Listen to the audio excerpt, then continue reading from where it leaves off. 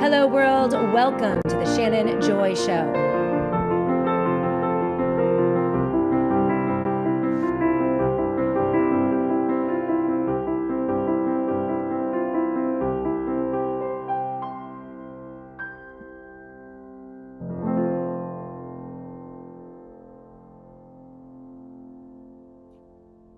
Hello, world, and welcome to the Shannon Joy Show. We're broadcasting live from the Joy Virtual Studio right here in the beautiful Finger Lakes region of New York State. It is so great to be with all of you today. It is Thursday, April 9th, and I am so thrilled today to welcome into the Joy Virtual Studio a very special guest. I cannot believe after all of these years, 6 years post the devastating lockdowns of 2020, I haven't interviewed on this platform Dr. Kelly Victory. But today, finally, we have her in studio and we have a lot to discuss today about the health of the American people, the medical industrial complex, medical freedom, the COVID vaccines, and cancers. There is so much to discuss. Dr. Kelly Victory, welcome to the Ask Jay Show. I'm so glad that you're here. Thank you so much for having me. It's a pleasure to join you. I'm such a huge fan, and I will never forget the dark days of COVID lockdowns in 2020 and 2021. There were so few voices out there who were talking about the same things that I was talking about, questioning the same protocols that we were questioning.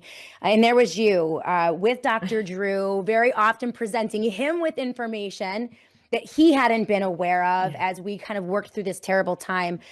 Before we get started, I just really want to thank you for your voice. You were a beacon during that time, and there were so many of us with smaller platforms that really relied on you and the work that you were doing. You were right about so many things, and can you believe here we are 6 years later, still grappling with a lot of the same issues, even though we're not locked down. I just really appreciate you, so thank you for that. Thank you so much for the feedback. It certainly was. There were some dark days, as you know. There were days where I really questioned what I was doing, but simply couldn't quit. I said, you know, I may die before this is all over, but I told many people, I said, I know I will end up on the right side of history. Because, you know, it sounds trite, Shannon, but the reality is I wasn't saying the things I was saying from day one. I mean, very early, January of 2020, I wasn't saying what I was saying because I was a really good guesser. I was saying what I was saying because that's what the science has always told us. We've always known that masks do virtually nothing to stop the spread of a respiratory virus. We know that lockdowns always cause more harm than good.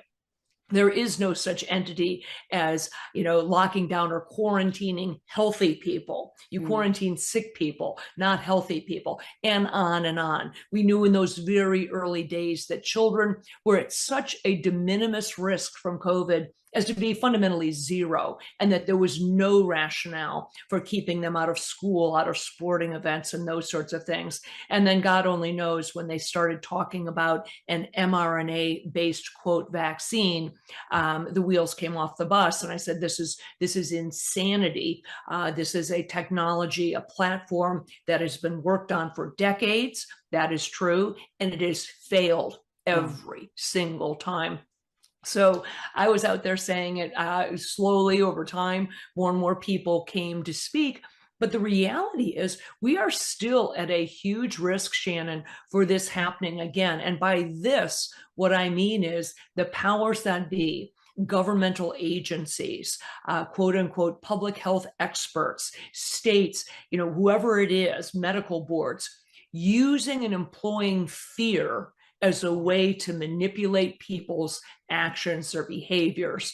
It was quite stunning to see for me how quickly so many people were willing to give up their civil liberties, how quickly my own colleagues were willing to adopt pseudoscience, ridiculous measures in order to, you know, keep from having their licenses threatened or from being shunned in their communities or whatever it was. But fear was ultimately the common denominator. And if nothing else, I'm hoping that people realized just how they could be manipulated, how how forceful that particular thing was, because the only way to keep from falling prey to it again is to say, wow, I fell for some stuff. Why did I do that? Why did I behave the way that I did? So that you can, really strengthen your resolve not to fall for it the next time. Well, it's so important. And it does seem as if there's always some big, super scary pandemic, scamdemic lurking around the Mm-hmm. corner. And it's only a matter of time that they'll get the apparatus up and running again, the Mm-hmm. censorship machine, the propaganda machine, because nothing really fundamentally has changed in terms of Right. infrastructure within our federal government, despite an election, the support of the medical freedom community, Mm-hmm. Bobby Kennedy Jr., who we thought was going to champion the rights of those who were fighting for medical freedom. Uh, Despite the rhetoric, very little, at least from my perspective, has changed. In fact, we're still under the emergency declaration that they used to, thrust us into this, the military operation that led to Operation Warp Speed and the rollout of the shot, which caused so many problems. So I guess my first question for you is, as someone who has covered this very closely and has been fighting with science, with common sense, with data and the studies since day one, how satisfied are you today with the actions of this presidency, Bobby Kennedy over at HHS, in terms of ripping away liability protection from the pharmaceutical companies, Mm-hmm. acknowledging the death and destruction of the COVID shots? I mean, so many COVID vaccine injured, still suffering. From your perspective, what are the wins and what are the losses as we look at this 6 years out? Well, it's a great question. I'm actually just writing a talk that I'm going to be giving later this month on exactly that topic, the hits, the misses, and the hidden agendas of HHS. We're now 14 months into Robert Kennedy Jr.'s leadership at HHS. Full disclosure, I know Bobby well. We are friends. I've known him for many, many years, and I think highly of him. I believe that his intentions are in the right place. I also want to give credit where credit is due in terms of what HHS has accomplished. They certainly are addressing the chronic disease issue in this country.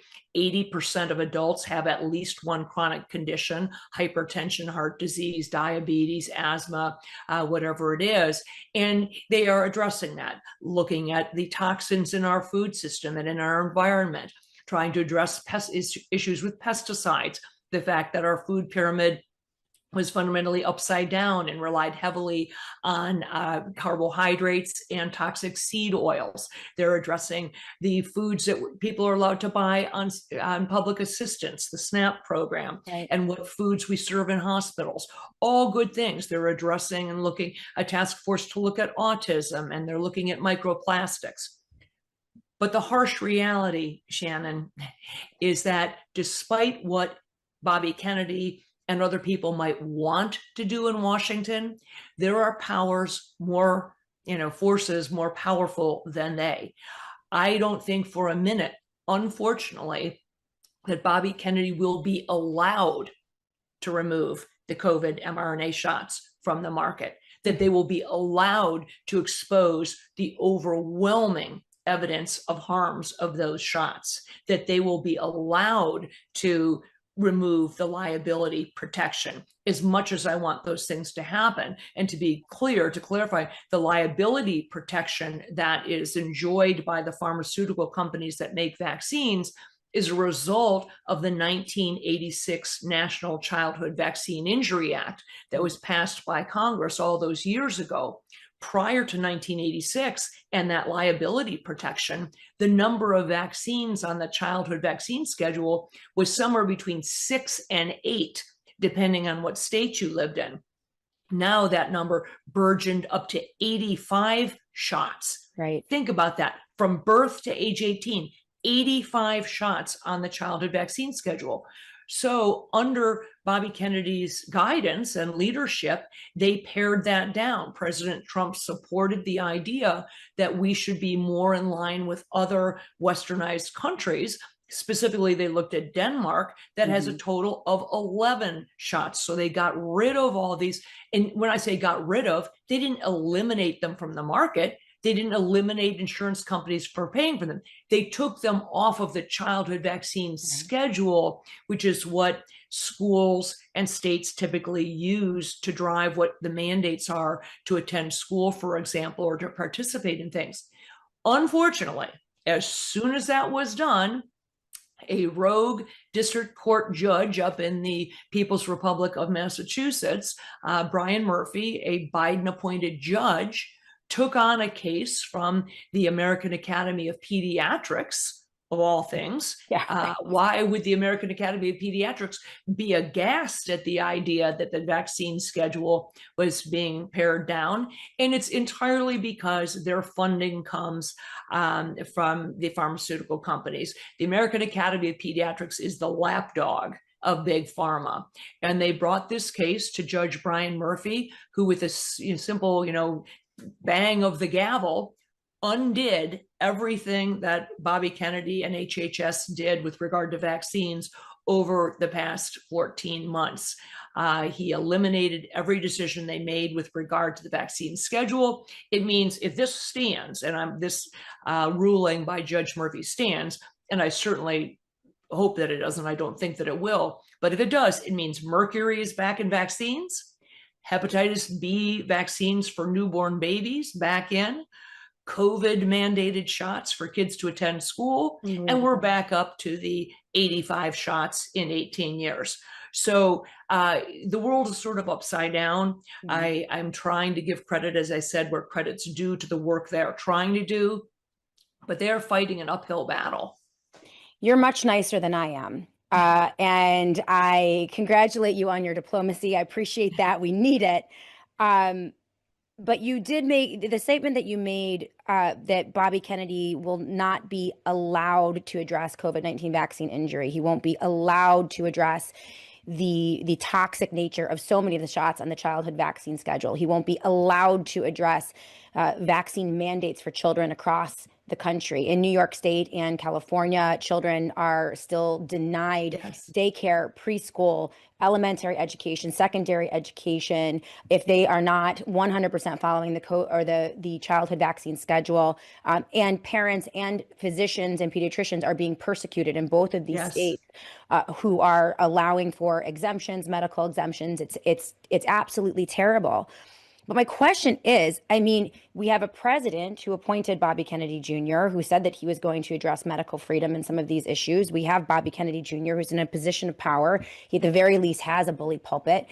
Who is, or what is the entity that won't allow him to do what he said he was going to do? And if he's not allowed to do it, shouldn't he have candor and tell the American people, listen, my hands are tied. I mean, if it were me in that position, Dr. Victory, I'd say, listen, we did everything we could. We're not getting anything done. If anything, we're moving backwards right now because, people are forgetting about what happened. I mean, what is it that he can even achieve at HHS moving forward? And again, who are the people tying his hands? What is it? Yeah, well, a philosophical statement to start with. I think if I were in Bobby's shoes, I would try not to let the perfect be the enemy of the good. And say, look, we aren't going to get everything we want, and there are huge things that we're not going to get done. But if we are able to remove seed oils, if we're able to change school lunches, if we're able to get fluoride out of the water, if we're able to address microplastics and put some significant money towards autism research and on, that let's take those as wins and understand that some of these huge things we are not going to get done, but at least through HHS, right? Exactly, through HHS. Now, to answer your question, who do I think's actually pulling the strings? That's a complex question, this is purely my opinion. I think that there are people as close as, first of all, President Trump certainly has still not acknowledged that the COVID shots have caused disastrous, results and are responsible for millions and millions of injuries. I know after speaking to, Senator Ron Johnson told me personally that he tried to present to President Trump the data back just before the election, and that President Trump wasn't interested at that time in even seeing it. I think because he looks at Operation Warp Speed still as a crown jewel of his first administration. So that remains problematic. I think there are people in the Oval Office like Susie Wiles, who has very, very deep ties to Big Pharma. One might wonder about Casey and Callie Means, the brother and sister duo who parachuted in out of nowhere, absolutely unknowns, who all of a sudden are in every talk show, Joe Rogan, The View, they're everywhere and in between, and in the White House. Callie Means landed a job as a top advisor to Bobby Kennedy. They clearly, their father, the Casey and Callie Means' father, is a big pharma executive, has huge ties to Big Pharma. And Callie Means went from an advisor now to a top role in the White House, actually advising the president. These are people whose credentials are seriously in question. Dr. Casey Means, who is the current nominee for Surgeon General, has not been appointed yet, or confirmed, I should say. She's the nominee. This is somebody who didn't finish a residency. She doesn't have a medical license. She's never treated a patient outside of her training. This is not who should be the nation's top doctor, because she simply will not have the respect of the tens and tens of thousands of healthcare professionals who should be looking up to the Surgeon General. So I think there are deep pharmaceutical ties here. The pharma lobby is the biggest, most powerful lobby in Washington, D.C., and you cannot underestimate them. As I said, they've got the American Academy of Pediatrics doing their dirty work for them. If you go to, and this isn't Dr. Kelly Victor's opinion, go to the American Academy of Pediatrics website and look at their top donors. Every one of them is a big pharmaceutical company. And I guarantee you, AAP is not going to risk that funding in order to, save a few lives. Right. Grady Means, by the way, that is the elder, the father of Callie and Casey Means, was an attaché. I mean, they were perma figures in Washington, D.C., deeply connected. In fact, he worked as a special assistant to Nelson Rockefeller, I believe, back in the day. He holds multiple patents on drone technology, completely tethered to the pharmaceutical industry. And the Casey Means, I mean, that's one of the most bizarre situations. I mean, she has been the nomination for Surgeon General for like a year. And then she disappeared. And now she's back. She pokes her head out. No one wants her, really. But she's just awaiting a nomination. It's a very, very strange situation. One that I think that we could have predicted. Susie Wiles came in to the Trump campaign very early on in the nomination process. And I was reporting on her. I'm like, okay, this is who this woman is. No one listened to me. They never do, but that's okay. Neither here nor there. So we really are in, I mean, there's good news, Dr. Victory, I think, because aside from what is happening at HHS and within the federal government in Washington, D.C., the market, the culture is rejecting the COVID shots 100%. And also many aspects of the childhood vaccine schedule, as we've seen from certain polls, and also basic trust in the institutions of the medical industrial complex. And I want to talk about that when we come back from break, because I think that's the good news. And you're working with the wellness company. One of the things I love about the wellness company is that through everything that they're doing, whether it's a second opinion, the emergency medical kits, the shield product that you are spearheading with them for cancer prevention and all of these aspects. They are fighting against that fear that you mentioned, right? How do you battle against this? Well, number one, we have to be prepared and we have to understand our bodies, be open to new ideas, but also have access to treatments and alternative healthcare and a parallel system, which I think is really important. And so all of that good news we're going to talk about in just a minute, including a phenomenal report from Nicholas Holscher and the results of a groundbreaking analysis study done through the Wellness Company, Dr. Peter McCullough, and Dr. Harvey Reish, through the President's Cancer Panel on ivermectin and mebendazole in treating cancer, which I can't wait. I have the whole report here, and I can't wait to get your thoughts on that, Dr. Victory. As someone, you are a cancer survivor and you're battling, and I want to hear about your story as well. But before we go to break, one of the areas that causes some of the greatest concern for me, Dr. Victory, is in this narrative that has been embraced by MAHA in many ways, that it's the food, it's the air, it's the water, it's the, all of these things. It can never be the shots. It can never be the childhood vaccine schedule. It can never be the COVID shots, but everything else is going to kill you, right? Lurking around the corner, you're going to be poisoned. You're going to, these toxic elements. And yes, certainly people don't want glyphosate sprayed on their food, and they don't want microplastics in their food or their water.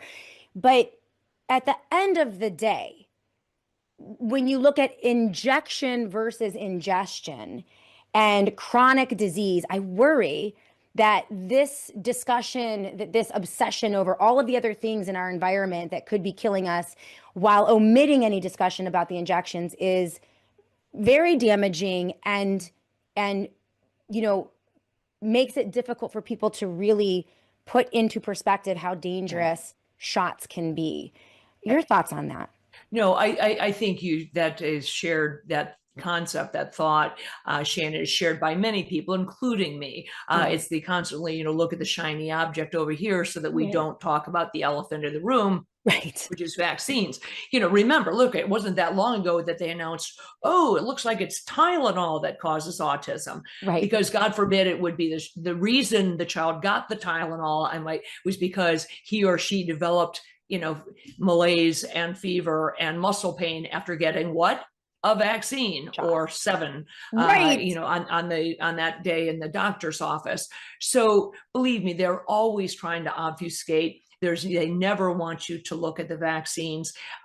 Frankly, I personally believe, and I have done a 180 over a period of about the last 10 to 12 years with regard to vaccines and their association, I believe, with autism. And part of my transition in that is on the basis of the quite robust vaccinated versus unvaccinated studies that have been done. The US government has refused to do it.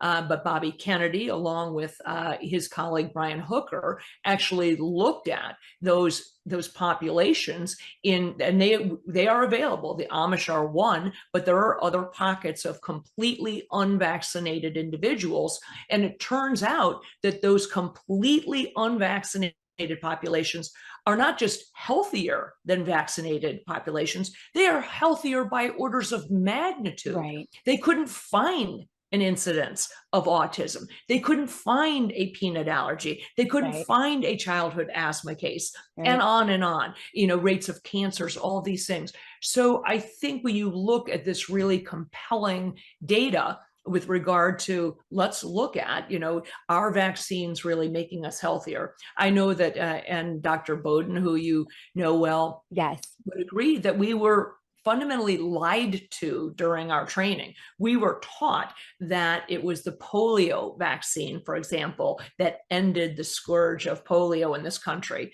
when that simply isn't the case. If you look at the timeline, rates of polio and certainly significant illness from polio had all but fallen to zero before the vaccine was ever rolled out. Likewise with measles and other things. So we were led to believe that vaccines were the greatest invention in mankind for health and public health and medicine, when in fact that isn't the case. That doesn't make me, quote, anti-vaccine. What it makes me is saying, let's actually look at what vaccines are capable of doing, what they're not, and which ones are worth us continuing to pursue.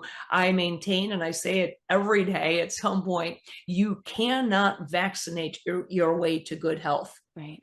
You aren't doing the basics, good nutrition, daily exercise, adequate sleep, stress mitigation, and on, and avoiding other environmental toxins, then there isn't a vaccine on the planet that is going to deliver you to good health. And I think we need to stop thinking about them that way. I absolutely agree with you. And this is my own opinion and, in terms of the decisions for my family. But at this point, based on the research that I've done and what I have observed over the past 10 to 12 years, and I'm the exact same as you. It's been about 12 years in Yeah. my transformation. I'm not a doctor, but as a mother, I gave my children all the vaccines. It wasn't until both of my children were injured by the DTaP polio. My son developed epilepsy about 1 week post DTaP polio, and my daughter had a massive febrile seizure after DTaP polio that landed her in the hospital. It was very serious. So it was only after that that I began to go down the rabbit hole. But at this point in my life, I will never take another shot Yeah. ever. Not a No, I agree. vaccine, not a flu shot, not a shingle shot, not a COVID Yeah. shot. Like there's really nothing that I have seen, and I would have to see compelling evidence if I were ever to do it again. But these injections, I think, cause so many more problems than they solve. And I do think that more and more people are beginning to do their own research and come to some of these conclusions, which leads us to the good news when we come back on the Shannon Joy Show. And that is, two great headlines. First, Pfizer has halted a COVID vaccine clinical trial because they didn't have enough participants. Exactly. All right. So these are like the diehard, trust the science. They wore 7 masks during COVID Yeah. and have had 8 shots. They can't even get enough participants to run the trial. And then the follow-up headline on that, BioNTech is now shuttering the Singapore mRNA manufacturing site amid pipeline pivot. And this was reported on April 3rd, 2026. So there's good news. The culture is resisting despite what's happening in Washington, D.C., thanks to people like you and our friends at the Wellness Company. And then also this amazing, I want to talk about cancer with you and when we come back, because this just, it just warms my heart that we are beginning to now see the studies and the research on ivermectin plus mebendazole. You are personally connected to this, obviously, your own struggle with cancer. So I want to talk about that with you when we come back. So keep it tuned right here. We're going to get to the good news, how to stay safe, how to keep safe. We'll talk about Shield in a moment too, which is something that you put together. Really privileged to be joined by Dr. Kelly Victory today. Make sure you follow her on the Twitter. Her handle is at Dr. Dr. Kelly Victory, and you can access all of her insights and information there. We'll be back in a moment to continue with Dr. Kelly Victory right here on the Shannon Joy Show.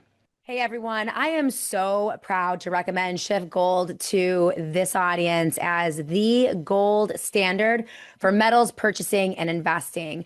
I couldn't ask for a better partner to help people understand gold and silver and use them as strategic instruments to protect their family's financial future. Peter Schiff's teaching on markets has shaped my understanding of how economies grow and why they collapse. And I've used them as a critical source for my daily broadcast for over 10 years. The Shannon Joy Show audience already knows and loves Peter because he has been such a treasured educator over the years.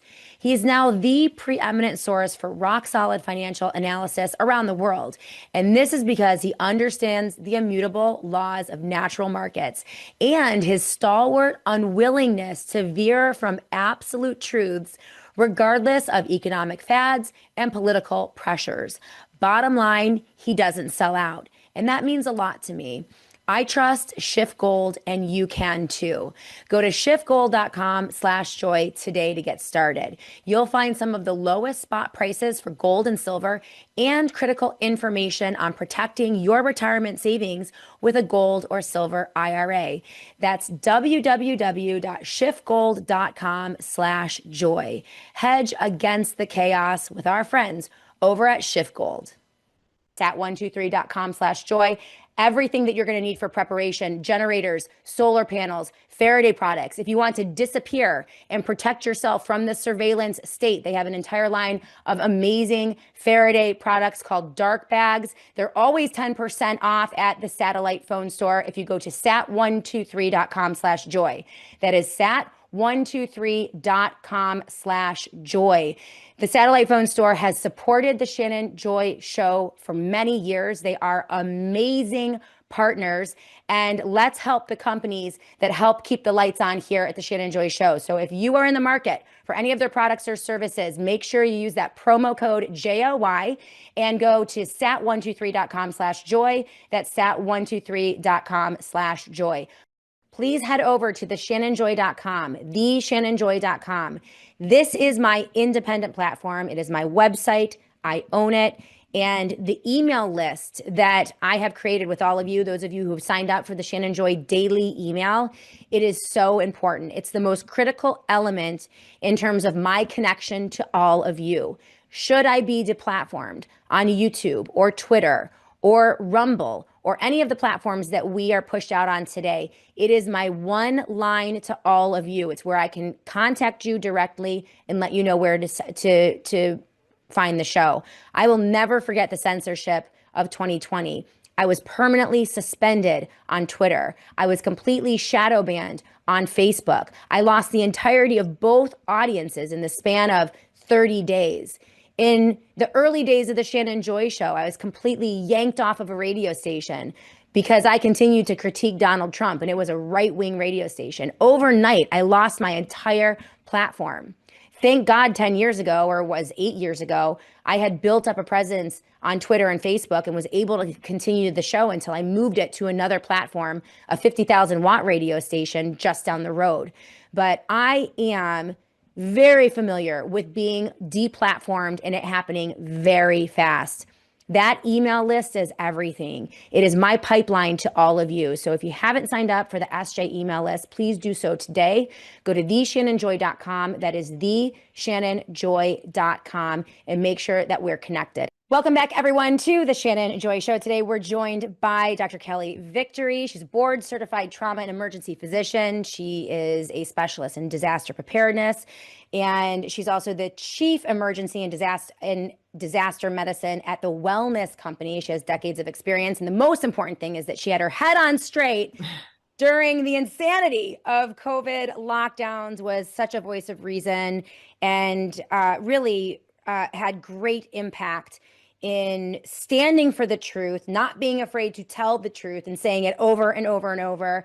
Dr. Kelly Victory, thank you so much for being with us today. You're also a cancer survivor. You're fighting on the front lines for health and wellness. And let's start there. Let's talk about cancer, your battle, and this amazing piece, breaking. This is from Nicholas Holscher. It's the largest real-world study of ivermectin and mebendazole in cancer patients, showing 84.4% clinical benefit. Nearly half have reported that cancer has either disappeared or they've had tumor regression. Amazing report. I have the details on it. But this means something to you, Kelly, because you've had your own struggle and your own story with cancer. So I'd love to just give you the opportunity to tell everyone, how you're doing and what this type of study and these type of headlines mean for you.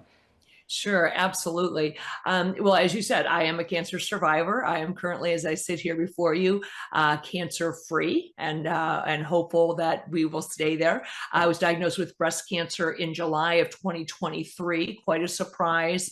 It was picked up on a routine screening mammogram, something I'm pedantic about, that I got every single year. So this is something that developed in a period of 12 months, Wow. was very, very small. And I was actually recommended that we just watch it. That's probably nothing. We just watch it and recheck in 6 months. And I said, no, how about we put a needle in it today? That's right. I'm Yeah. not a sit and watch kind of a girl. Yeah. So, and I'm glad we did. I was very aggressive about demanding a biopsy right then. And within a couple of days found out that I, in fact, not only had cancer, but a very aggressive form Wow. of breast cancer. Wow. I subsequently had surgery and chose to do 25 rounds of radiation, which was recommended.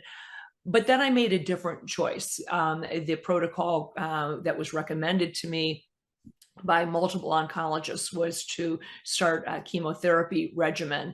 And based on, my extensive background as a physician, and then the reading I was doing about this, I made a decision very quickly that that was not the route I was going to take, and that I was instead going to pursue what might be called alternative therapy. I look at it as just not traditional, perhaps. The problem with chemotherapy, and I don't begrudge anybody who makes that choice, it's very, very difficult. And it's it's hard to explain when you hear that word, even as a physician, and you read it in print and say, oh my God, my worst nightmare is just unfolding. It's hard to make the right choices. Traditional chemotherapy, and by that I mean what we call cytotoxic chemotherapy, does it kill cancer cells? Absolutely, it does. The problem, Shannon, is that it kills everything in between. Right. It kills a lot of healthy cells. It kills a lot of your immune system. So it's sort of like saying, if I had a shotgun, could I kill that? There's a black widow spider on the wall. Black widow spiders are dangerous. If I shoot it with a shotgun, I will kill the black widow, but I'll also leave a gaping hole in the drywall, and it may never be the same, even after it's repaired. That's how I think of chemo. So the brass ring in my mind was to identify a product or a group of products, a group of supplements, a group of alternate medications that we know scientifically address cancer, kill cancer specifically, or keep it from reproducing, but at the same time, don't harm any healthy cells, and in a perfect world, actually help your immune system. And lo and behold, that's the path I went down. So I started taking things like ivermectin right out of the box. We'll talk more about that. I started taking supplements like berberine and ashwagandha, olive leaf, oregano oil, black seed oil, turmeric, berberine, and on, citrus peptin, all things aimed at stopping cancer cells from replicating and stopping them from ever recurring. And the way I like to think about it is you want to make your body a hostile environment for cancer. Right. And that's what I'm doing. So that starts with the basic things, which is that, cancer's food of choice, if you will, is sugar. Okay. Cancer loves sugar, loves glucose, loves anything that turns into sugar, meaning carbohydrates. So trying not to eat them, trying to eliminate those as much as possible from my diet, so as not to provide cancer with its favorite food source. And then using this combination of supplements. I am blessed to be part of the wellness company and to have a team from the very top that was open to the idea of putting together and developing a product specifically for the wellness company, this product that we call Shield. It is a 2-part product, has a soft gel capsule that includes some of those items, the olive leaf and oregano oil, black seed oil, garlic, and berberine. And then there's also a cocoa mix, a powder that includes reishi and turkey tail mushrooms, ashwagandha, green tea extract. And actually, although it's intended to be used either as a hot or cold drink, I personally, on my Kelly's tip, is I mix a packet of it every single day into a carton of fat-free plain yogurt. And I make the most amazing chocolate yogurt. I eat it every night for dessert. It's fabulous, and it's chocked full of all of these immune boosting and potentially cancer killing agents. And so I love it. let's talk, shift for a second, because I do want to talk about this study. Ivermectin and mebendazole, which is what the particular report, the study that you're referencing is about, they are both antiparasitics, meaning they were developed originally, both of them, to treat parasites, river blindness, intestinal parasites, worms of all sorts. Ivermectin has been FDA approved for use in humans for decades, since the early 1980s. It's taken by hundreds of millions of people around the globe every year, has an incredibly good safety profile, and happens to be relatively inexpensive. Yep. What certainly scientists have known for decades, but have kept hidden from the public, largely at the behest of big pharma, is that ivermectin has very strong anti-cancer properties, having nothing to do with parasites, not because cancer is a parasite or grows like a parasite, but it's simply the mechanism of action is similar in terms of how it is able to stop cancer cells from replicating and growing. Same thing with mebendazole. And the combination, it turns out, appears to be very powerful.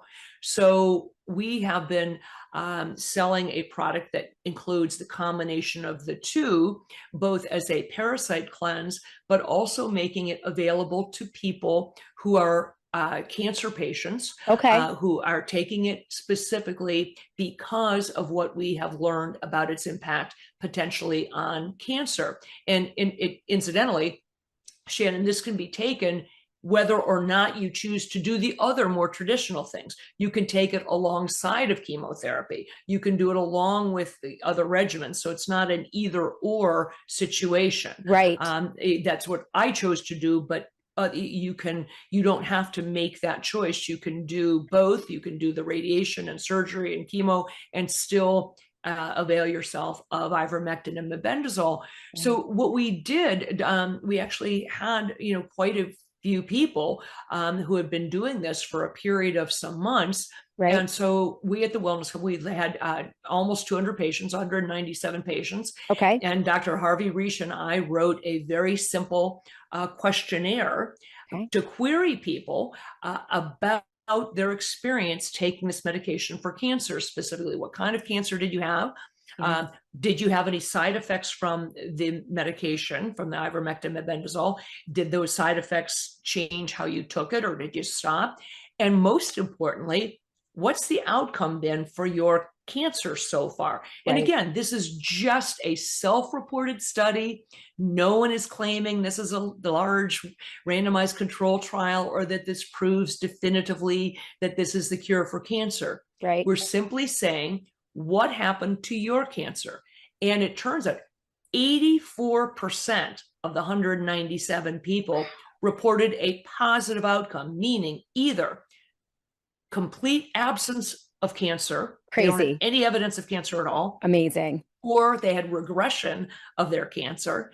And then that was 48% had that, either total, like no evidence of cancer, or regression. And another 36% reported that their cancer stayed the same, meaning it didn't advance.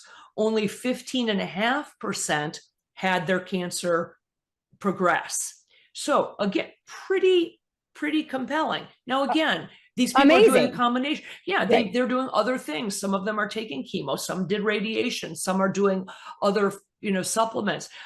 We don't know. All we are saying is that this study is very, very interesting, because as a scientist, when you have a hunch about something, or what you would call a hypothesis, and you look at data that supports your hunch, say, whoa, isn't that interesting?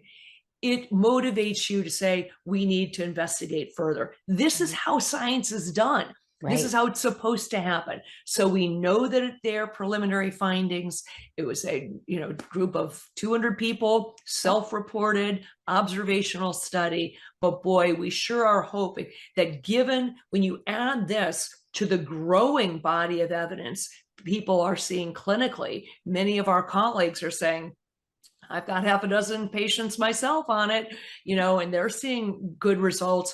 We are hoping that we will get some real money behind this and be able to ultimately do that large, well-controlled study. Yes, absolutely. Nicholas Hulsher pushed this out, and I have his report linked in the show notes of the Shit and Joy show, so you Great. guys can take a look at it. But yeah, 32.8% reported no evidence of the disease after taking ivermectin Yeah. and mebendazole. 15.6% reported tumor regression. Hmm. Nicholas Hulsher has said there are actually 12 mechanisms of action that using ivermectin can have on all sorts of cancers. And Hmm. one of the, in terms of anecdotally, Dr. Victory, I've heard a lot of people report that taking the ivermectin, in addition to shrinking tumors and reducing inflammation and actually stopping cancer cells from replicating, many reported that the ivermectin and mebendazole actually helped them tolerate and heal from the chemotherapy. Yes. Destroys everything. It protected their immune system, and some people Yes. even reported that they didn't even have hair loss during Yes. chemo, and they would attribute that to ivermectin. What are your thoughts on that? Because that's just astounding to me. There's no question that Yeah, the evidence is leading up to that it actually helps chemo work better. It's actually right. synergistic with it. Yeah. It delays chemotherapy resistance. Some cancers become resistant to the chemotherapy, and ivermectin seems to offset that. So Mm, there definitely seemed, and as you said, it is supporting your immune system at a time when toxic chemotherapy is trying to, is ending up ultimately killing your immune system. right. So multiple benefits. And then there are people like me who've chosen to do only that and have not gone down the route of traditional chemotherapy and are having excellent results. Amazing. Interestingly, I can tell you, ivermectin has been used in the veterinary world for the treatment of cancer for decades. I had a Labrador retriever Okay. 12 years ago who got breast cancer, and the first drug the veterinarian put me on, or put her on, was ivermectin. And this is Unbelievable. over a decade ago, because they don't have as much pushback from big pharma, and there aren't as many, expensive chemotherapy agents for animals as there are for people. So again, I'm not criticizing anyone's choice to go down that traditional route, but I think it's great news and very hopeful news for anybody who might be facing a cancer diagnosis, that there are other things that you can add to your quiver, other arrows you can put in your quiver, that cause far less harm, may help to support your immune system, and at the Right. same time fight your cancer. Well, it's just such good news. It's such good news. And it's under that umbrella of, okay, we're not getting anything done at HHS. Fine. Maybe just a little bit. Okay. Or at the White House. But the culture is like a tsunami, right? And once Yeah. people figure things out and they realize this thing is killing me, this thing is curing me, there's this mechanism that kicks in. And I think it's why we're seeing these great headlines about Pfizer halting their vaccine clinical trial, and Yeah. they're shutting down their mRNA manufacturing plants, which is great. And then we have Wellness Company, with these two products that I just really want to focus on with you guys for a moment, and then we'll talk to you Mm-hmm. about BioNTech and shutting down the trials. But what I'm hearing from you, first of all, in basic prevention, the Shield, which is Mm-hmm. formulated that you put together, it's the cocoa mix plus the capsules. Right. This is a way that you can just kind of fortify your body, right, Mm-hmm. against the replication and the growth of cancer cells. Absolutely. This is not just for people who have cancer. This is Right. an immune support. It is Yeah, a that's what I'm shield. hearing. It's Yeah. saying it's a shield to ever developing Right. cancer. It's Yeah. trying to create that environment that supports your immune system and Right. provides a hostile environment for I love cancer, it. where cancer never wants to take hold. I love that. And then the ivermectin and mebendazole combo, which is Mm-hmm. in the parasite cleanse, which you would, Yes. I think the recommendation I saw, and by the way, you can get everything at twc.health slash joy. That's my page. So twc.health slash joy. And they always offer, if you use my promo code JOY, they always offer amazing discounts for the joy audience. So the ivermectin menben is the parasite cleanse, and Yes. that's once a year you do it. For it depends if you're doing it for parasites. I would suggest that people do it once, and then you probably don't have to do it for another 18-24 months. Okay. If you're taking it for cancer, it's a different protocol, Right, and right. people can take it for an extended period of time. Okay. And you guys are still, you still have the second opinion and you can consult with Mhm. an online medical specialist, a doctor, Yes. and talk about kind of how you need what you Mhm. need, what your own personal situation is, which is Exactly. just amazing. It's just amazing. So guys, if you want to try those out, I am going to be doing the parasite cleanse 100. I've never done one before. I'm a little nervous. Mhm. It's like a medical grade. This is a big, it's a, yeah.